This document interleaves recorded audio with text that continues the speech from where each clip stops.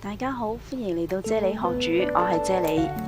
今日我會用蜆嚟同大家分享一個好鮮味嘅餸噶喎。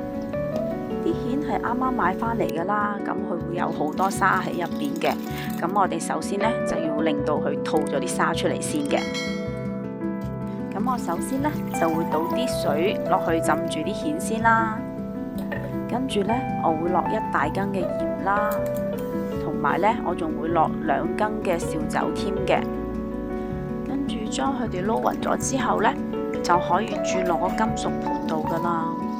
我覺得呢，鹽同埋酒呢係可以令到啲蜆呢更快地吐沙出嚟嘅喎，同埋呢，金屬盤亦都係可以令到蜆呢係更快地開口吐沙嘅喎。咁你哋又係用咩辦法令到啲蜆吐沙嘅呢？不妨喺留言度話俾我聽啊！咁而家我哋就將啲蜆擺埋一邊，靜止1個鐘先啦。1個鐘已經過咗去啦。而家呢，睇到啲蜆已經開晒口啦，同埋喐嚟喐去喺度吐緊啲沙出嚟噶咯。咁我而家呢，就將佢哋再擺埋一邊啦，由佢再靜止多半個鐘先噶。咁我而家呢，就開始處理條絲瓜啦。首先我哋就會批咗啲絲瓜皮先啦。尤其係佢啲老嘅纖維啦，就批走咗佢先嘅。洗乾淨同埋批咗皮嘅絲瓜呢，我就會將佢切到一嚿嚿咁樣啦。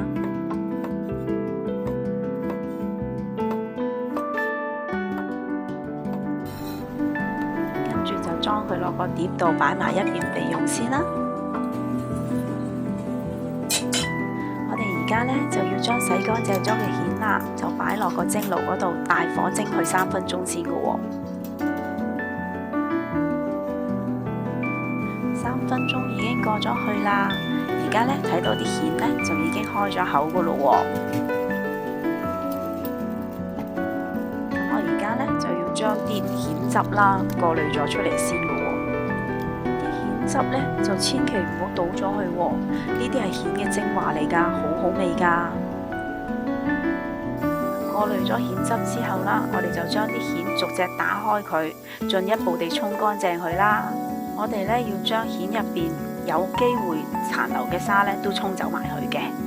所有材料都準備好晒啦，咁我而家呢，就燒熱個鑊，跟住呢，就落啲油落去啦，跟住再落薑片、蒜蓉，爆香咗之後呢，就可以將啲絲瓜都倒埋落嚟一齊炒噶啦。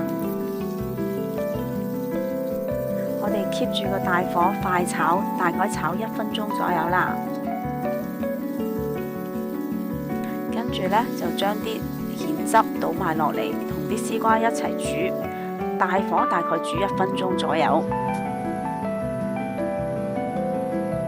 跟住就可以將啲蜆倒埋落嚟，同絲瓜一齊炒噶啦。將佢哋炒勻咗之後呢，我會冚蓋啦，大火煮佢2分鐘先嘅。2分鐘過咗去啦，哇，好香啊！一陣海鮮味攻埋嚟，真係好香啊！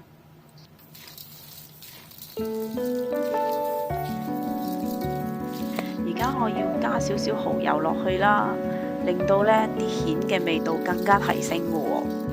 咁我哋炒勻咗佢之後呢，就差唔多可以上碟噶啦。而家呢，我哋就將佢上咗碟先啦。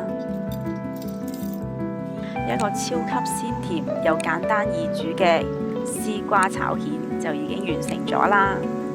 各位鍾意食蜆嘅朋友都可以試下呢個煮法㗎喎。同埋呢，記得俾個 like 我呢條片啦。同埋仲有最緊要嘅就係訂閱我個 channel 啦，記得撳埋隔離個鐘仔啊！多謝晒你哋嘅收睇，我哋下一條片再見啦，拜拜。